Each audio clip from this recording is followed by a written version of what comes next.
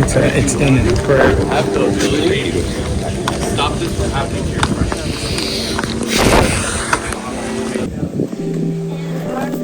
RPG damage in the ashes, in the a place where there was strewn hundreds and hundreds of bodies of Jewish people, innocent people, babies killed, people dismembered, their hands, their genitals chopped off, and it's just ridiculous. And so in this place of darkness where things were firebombed, where there was mortars, where there was RPGs, where there was just bullets strafing everything, innocent people who are having a high holy day in their tabernacle, and to see their houses burnt, we're standing in the gap and saying, no more is that going to happen? And we're believing for new life to come. Jewish people are praying every day to Mechiyeh HaMatim, the God who resurrects the dead, and we're believing for a resurrection in this place of death. Kfar Aza, same thing in Be'eri, same thing in Nachal Oz, Nir Yitzchak, all the places that have been just decimated by a massacre. How can humans derive pleasure from such obscenities? How can they do that? I don't know. It's people that have been depraved in their spirit. They are essentially animals and zombies. And so what we're praying though is for victory of the light over darkness, for the darkness to scatter, and for there to be a new day dawning, even in this new year.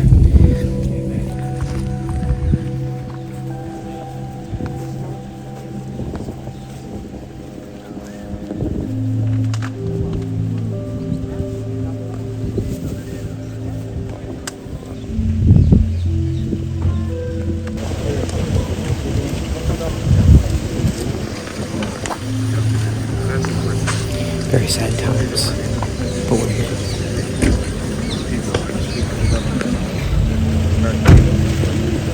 Praying for the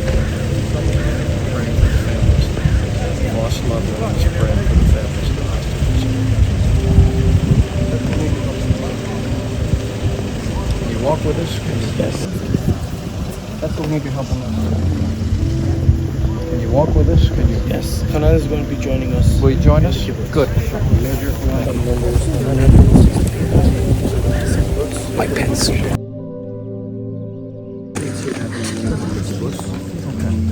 there's a circle on the side with a dot inside. That indicates that there was a body. So every body was booby trapped. A lot of the bodies, because they were trained so well to think when a mother's crying over her son, suddenly you pick them up and then it blows up.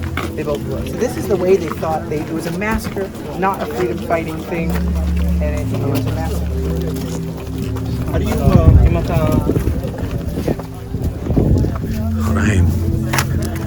I'm there speaking with the Speaker of the Knesset and Mike Pence, former Vice President of the United States of America. Of course, and then on top of that we have specific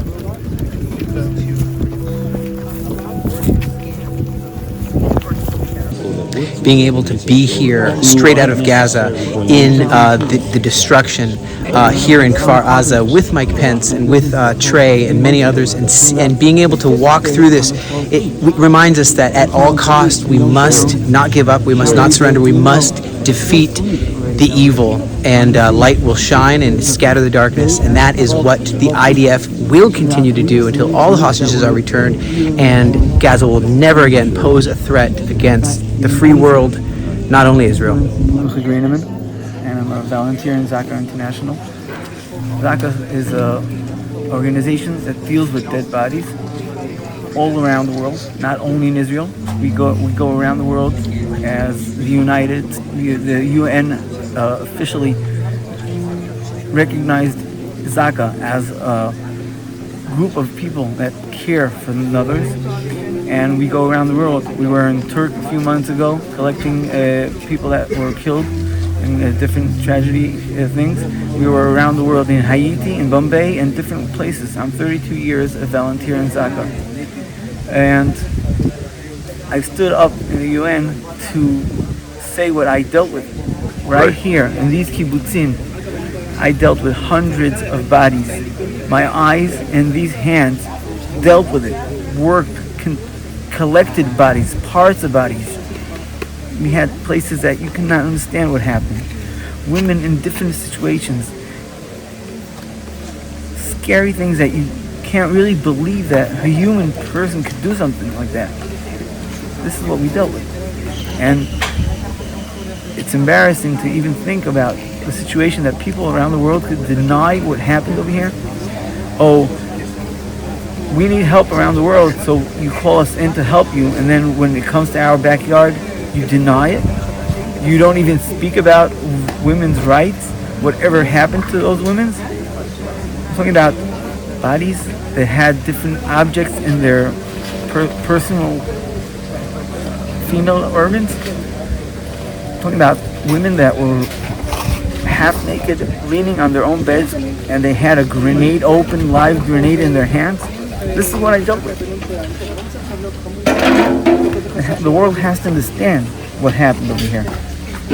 And this is what we're going around and telling the truth. What we dealt with, I with my 10 fingers, my hands, my eyes, we dealt with it.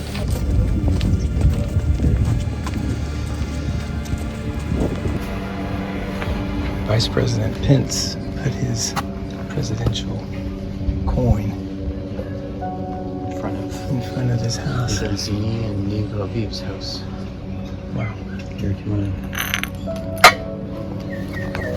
to shot?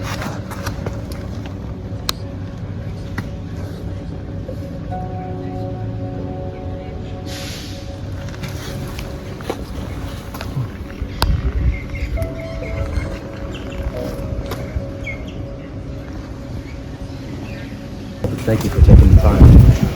What's your Thank you, initial, Trey. your initial reaction seeing this here in KIBBUTZ? It's just heartbreaking. I mean, to hear the stories of the terrorist attack of October 7th, it's tear at the soul of every American. But to be here, to walk in this kibbutz, to walk through the streets of Sderot, to speak to the families directly impacted,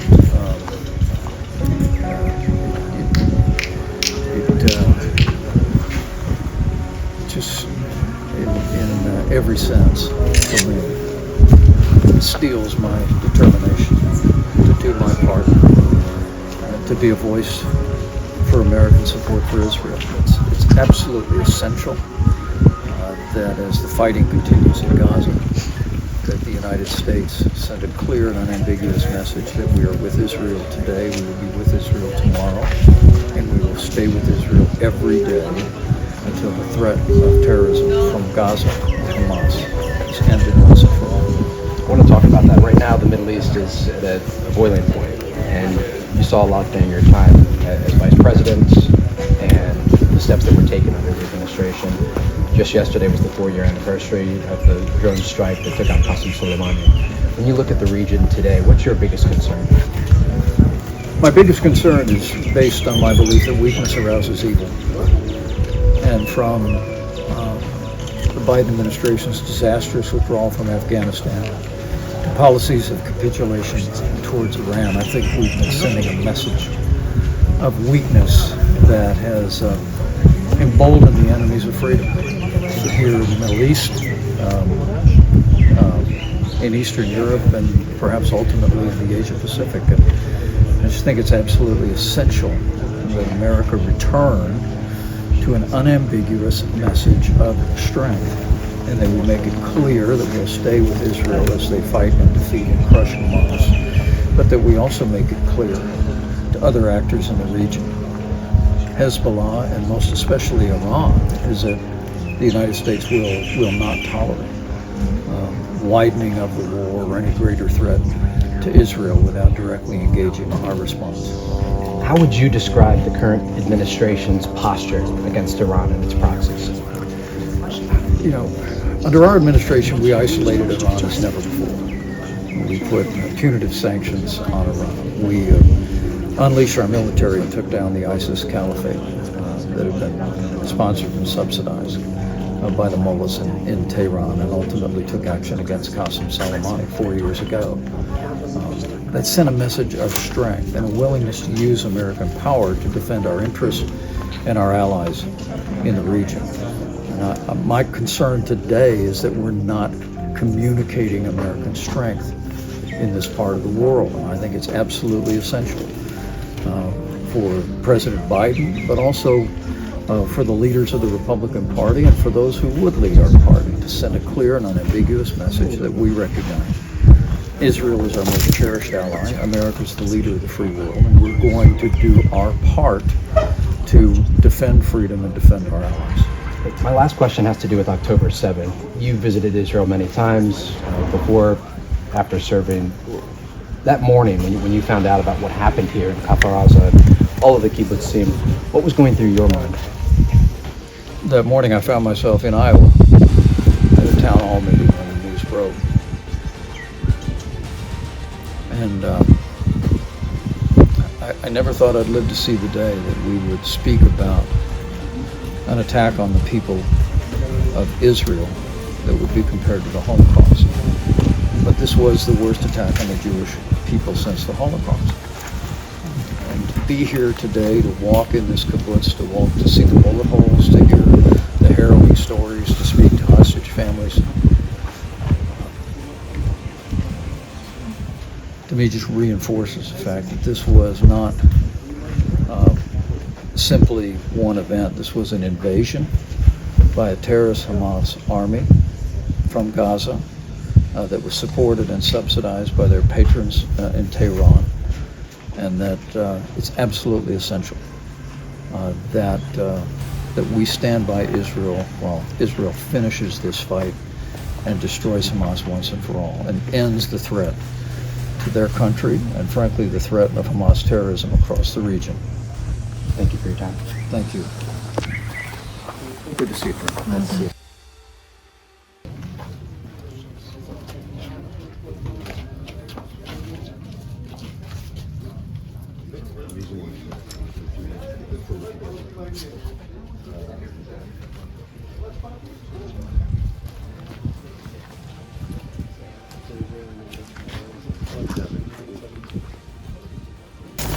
An act of unspeakable evil. And it's clear, talking to the surviving families, that Hamas came through that fence line for one purpose, and that was to kill Jews. And I know of no other definition of genocide than to target a people because of who they are. And it's for me, it's just so important as the fighting continues in Gaza. And the threats continue. Because next the losses continue. Is that we have to make it clear that we stand with Israel. But next week we are being dragged by South Africa to the International Court of Justice, blaming us for committing genocide over Palestinians. So how Israel should react? Should we ignore completely this organization or tribunal that under the Trump administration were totally ignored, or should we stand for our truth? I think Israel and the United States should denounce any action to use the International Court of Justice, the United Nations, to equate the unprovoked genocidal attack of Hamas on the Jewish people with Israel's actions in self-defense. And the action Israel is taking today, while causing a heartbreaking loss of life, and I grieve for any loss of life, is absolutely essential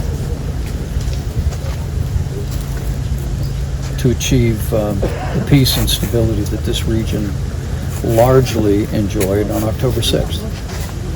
And people that speak about a ceasefire need to remember that there was a ceasefire on October 6th. And apart from periodic rockets that were fired on communities like this kibbutz,